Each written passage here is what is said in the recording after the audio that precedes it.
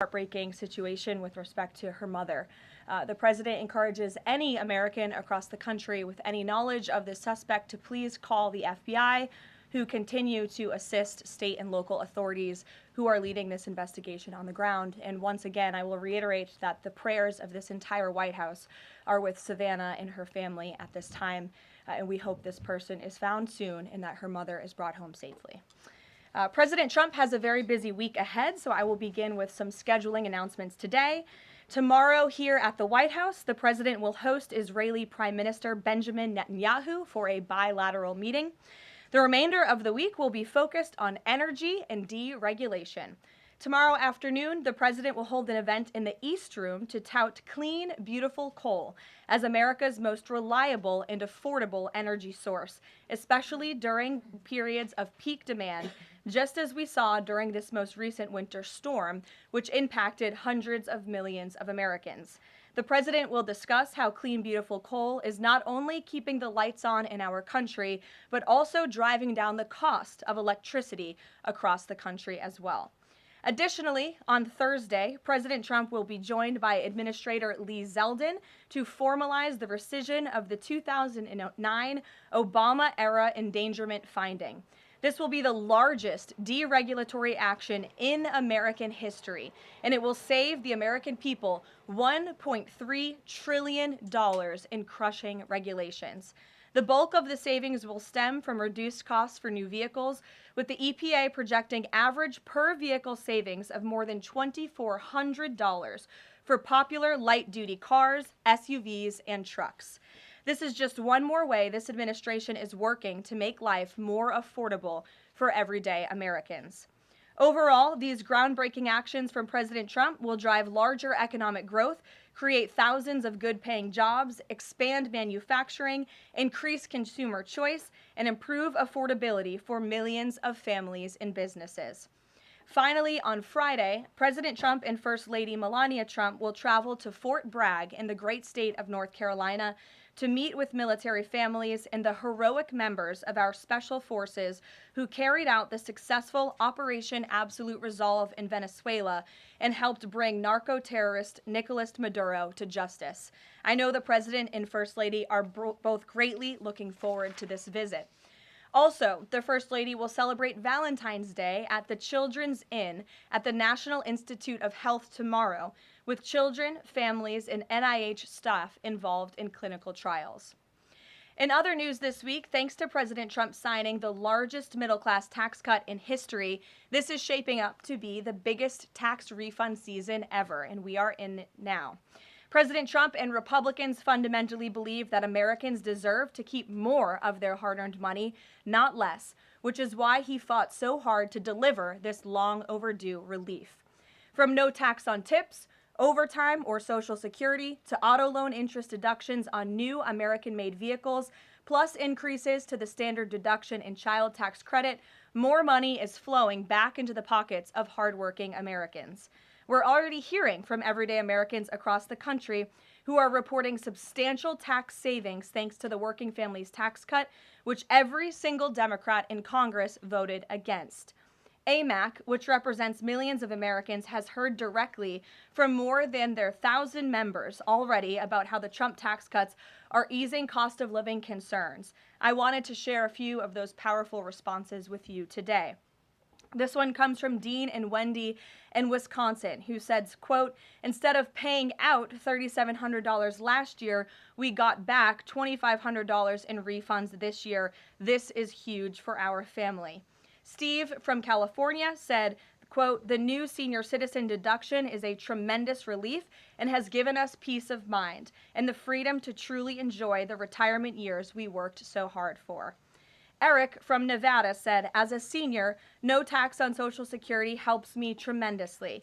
The no tax on tips helps my daughter-in-law as a waitress. The no tax on overtime helps my son, who works constantly. Our family savings from the One Big Beautiful Bill could total even more than $5,000. We love the Trump tax cuts." These are just a few positive examples of the everyday Americans that President Trump's tax cuts are uplifting. We'd love to hear more from the American people across the country who are benefiting from the Working Families Tax Cuts. The White House is also pleased to share that parents across the country can now officially apply to open a Trump account for their child. In order to apply, parents can visit trumpaccounts.gov and fill out the IRS Form 4547. These Trump accounts are special investment accounts aimed at providing American children with a jump start on building wealth for life. They have all the tax advantages as a traditional IRA account, but are specifically tailored to build wealth the moment a child is born. Thanks to President Trump, every child born between January 1st, 2025 and December 31st, 2028 is eligible to receive $1,000 from the U.S. Treasury to fund their account. Parents, guardians, and even nonprofits can then contribute up to $5,000 per year. Employers can also contribute up to $2,500 per year per employee. President Trump believes there is no better investment than investing in our nation's children. If you are a parent who maximizes contributions to your child's Trump account, its projected value could reach nearly $1.1 million by the time your child turns 28 years old, based on average historical stock market returns. Safe to say, the Trump accounts will give a substantial head start to position the next generation for a brighter future. And with the stock market exploding under President Trump's pro-growth policies, there has never been a better time to sign up for an investment account like this. The Dow Jones just shattered 50,000 for the first time ever on Friday, and the S&P 500 and the NASDAQ continue smashing record after record. So with President Trump in charge, Americans' 401ks and retirement savings are booming once again, and these new Trump accounts for America's kids will boom too. So with that, once again, every parent should go to trumpaccounts.gov today, and I'm going to put it on my own personal to-do list to sign up for one as well. With that, I will take your questions. Karoline Downey from the National Review is here. Thank you for being here, and why don't you kick us off? Thank you for having me. On the criticism that immigration enforcement has become arbitrary or not particularly prioritizing, Democrats have been circulating this statistic that only 14% of illegal aliens arrested under this administration are violent criminals, but we know that in deep blue cities with progressive district attorneys, it's common to plead down serious violent crimes into less serious offenses, which could be distorting those numbers. So given that backdrop, does the administration still stand by the messaging that you're targeting the worst of the worst, and does this prevailing narrative tell the whole story? Well, thank you for bringing this up, Karoline. I've seen this CBS report floating around. There's a lot of liberal talking heads and pundits and Democrat elected politicians who think that this single story and these statistics and the way they are painted is somehow a shot at this administration. It is not, and let me correct the record. Number one, the Trump administration has been clear from day one that any illegal alien present in this country is subject to deportation. However, the priority, of course, is going after the convicted criminals, the worst of the worst, the murderers, the pedophiles, the rapists in this country. Interestingly, in the CBS story, what the Democrat talking heads on television are not saying is this line. Nearly 60% of ICE arrestees over the past year had criminal charges or convictions. And among that population, the majority of the criminal charges or convictions are for nonviolent crimes. Oh, well, what are nonviolent crimes, you ask? This has coincided with what DHS has been saying all along, that approximately 70% of illegal aliens arrested under President Trump have pending criminal charges and or prior convictions. And these so-called nonviolent crimes, drug trafficking, distribution of child porn, burglary, fraud, DUI, embezzlement, solicitation of a minor, and human smuggling, just to name a few. So just because a crime is not violent in nature doesn't mean that crime is victimless. And I can guarantee every single person who is out there on television right now pointing to these statistics that were taken out of context by CBS News would not want an illegal alien convicted of the distribution of child porn or fraud or DUI living in your community. So the Trump administration will continue our focus on deporting all illegal aliens present in our country with a focus on the worst of the worst criminals. Thank you for being here. Gabe. Karoline, thank you. And thank you for the update on our colleague Savannah Guthrie's mother. Is there anything more you can share? You said the president was reviewing that surveillance footage. What was his initial reaction when seeing those disturbing images? And does he believe that that suspect acted alone? I haven't talk to him specifically about the second point on whether the suspect acted alone or not, so I don't want to weigh in on the president's thinking on that. His initial reaction, of course, as all Americans, is just pure disgust. And again, it's heartbreaking to see now this footage really bring to life a story we've all been reading about. And again, we're just praying for the safety of Nancy Guthrie and that she will return home soon. And the president directed me to please encourage all Americans with any information to call the FBI, and we hope that this case will come to a positive resolution as soon as possible. We, of course, have a lot to talk about in a completely separate topic. I was hoping you can clarify something that's come up over the last several days, again, regarding a separate topic, in Epstein files. According to newly released files, the president had a conversation with the Palm Beach police chief in the early 2000s, according to the police chief in 2019. The president has gone on record before, and he's told reporters that he said that that he had no idea about Jeffrey Epstein's crimes. During this conversation with the police chief, however, he did say, according to this recounting of it, that thank goodness you're stopping him. He also called Ghislaine Maxwell evil. So my two questions are, did that conversation with the Palm Beach police chief happen? And can you explain the discrepancy? What I will say is that the president has always remained consistent, and that he kicked Jeffrey Epstein out of his club at Mar-a-Lago because, frankly, Jeffrey Epstein was a creep. And unlike many other people who are named in these files, President Trump cut off his relationship with Jeffrey Epstein and was honest and transparent about that for years and years. And so I think what the president has said all along has always remained true. And the release of more than 3 million documents related to Jeffrey Epstein and his heinous, disgusting crimes just shows the level of transparency that this president and administration has committed to in bringing these files to light. But did he call the chief in 2006? Caroline, did he call the chief? Look, it was a phone call that may or may not have happened in 2006. I don't know the answer to that question. What I'm telling you is that what President Trump has always said is that he kicked Jeffrey Epstein out of his Mar-a-Lago club because Jeffrey Epstein was a creep, and that remains true. And this call, if it did happen, corroborates exactly what President Trump has said from the beginning. And I'm sure many of you, when you read that alleged FBI report, probably thought to yourself, wow, this really cracks our narrative that we've been trying to push about this president for many years. So we're moving on from that. Reagan. Thanks, Caroline. I want to ask you about the SAVE Act. NBC reported that there's some hesitation among House Republicans on adding absentee ballot restrictions into the SAVE Act. Can you explain what the hesitation is among House Republicans and also just provide a status of negotiations with Congress on the legislation? Sure.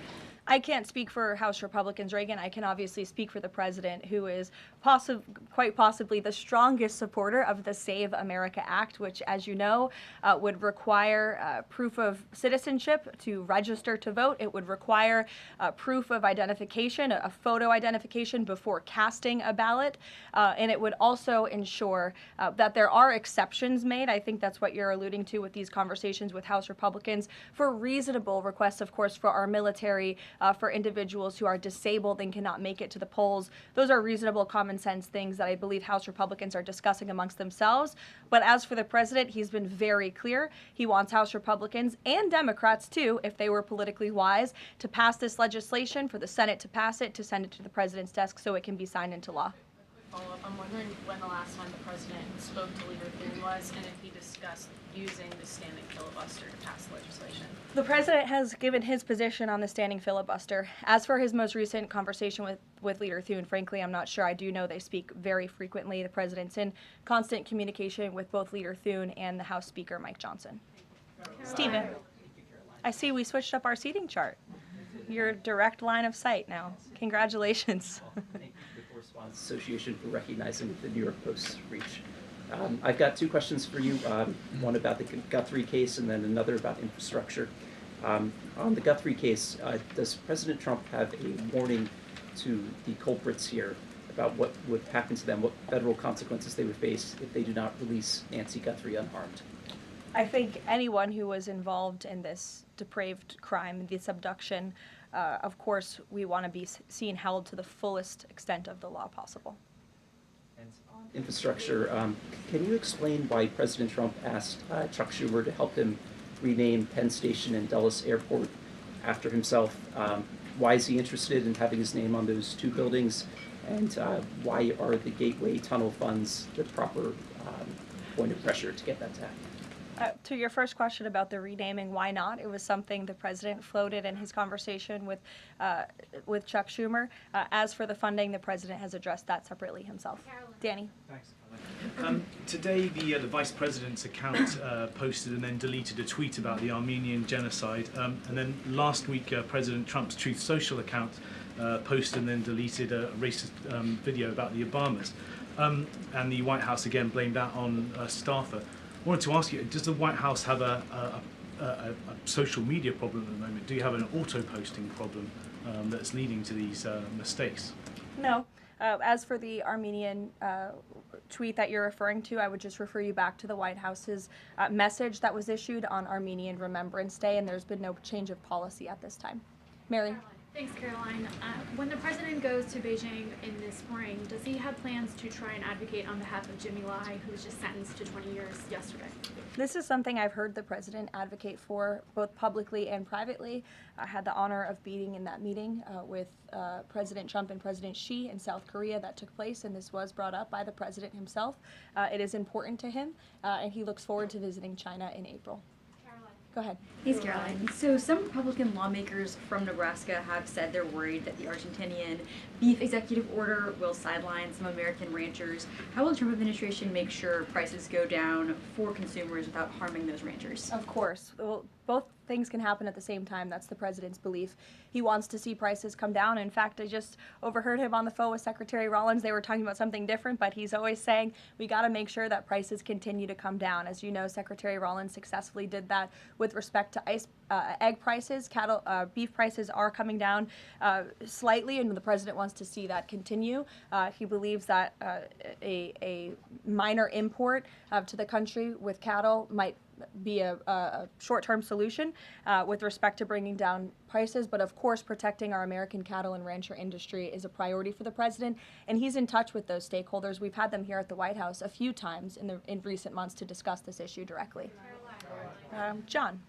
Thanks a lot, Caroline. Yesterday, the president on social media threatened to block the new Gordie Howe Bridge, which would connect Detroit to Canada. This is a bridge that was fully paid for by Canada. It used American labor to construct it.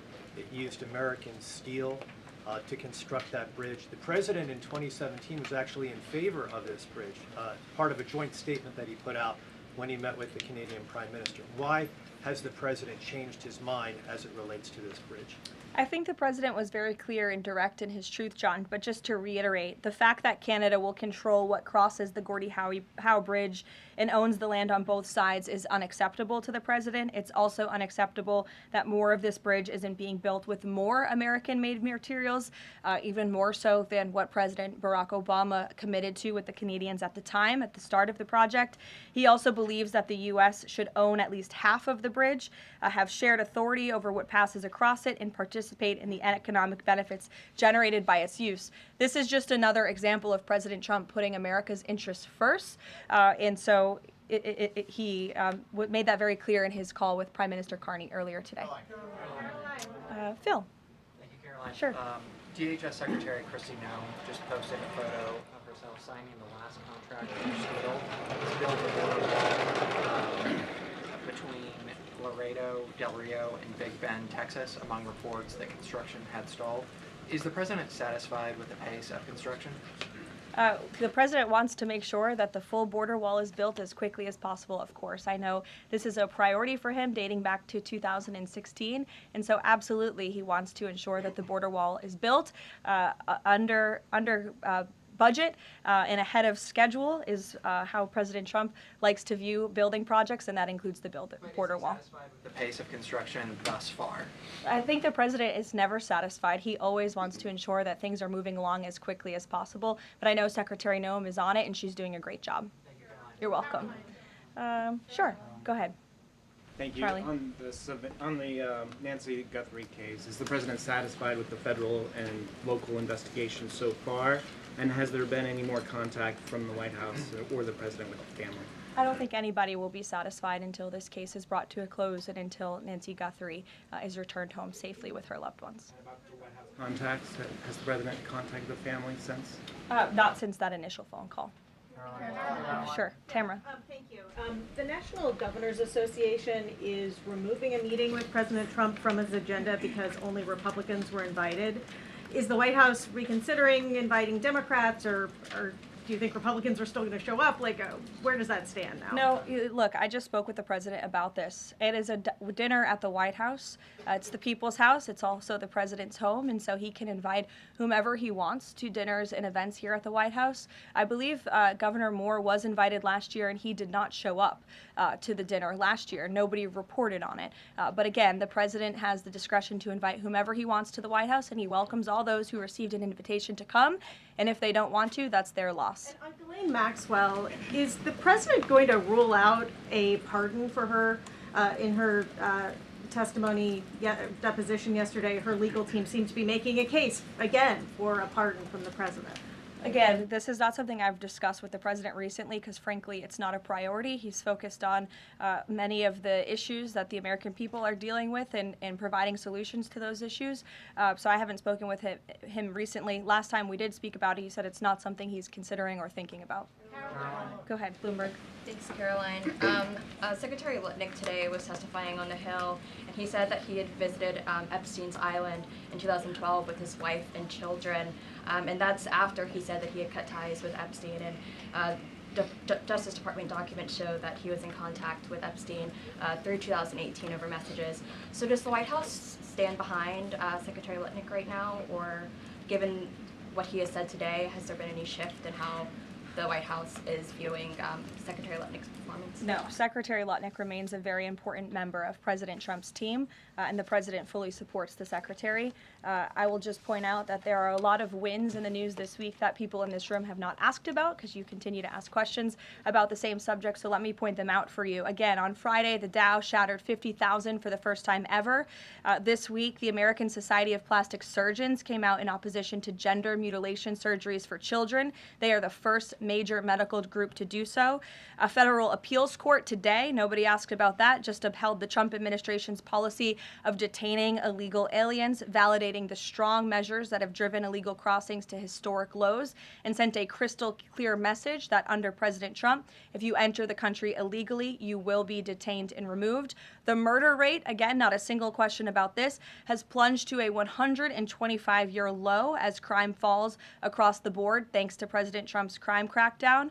We also saw this week national median rents have fallen to a 4-year low following 6 consecutive monthly declines, and mortgage affordability has surged to a 4-year high. Home ownership is the core foundation principle of the American dream, and I will repeat that mortgage affordability this week surged to a 4-year high, but not a single mention of that in this briefing room today. And again, this came out last Friday, but for an unprecedented 9th straight month, there were 0 illegal border crossings at the southern border. So we're going to get back to business. The president is very busy today, and you will see him all tomorrow at the event in the East Room touting his administration's energy policy. Thank you.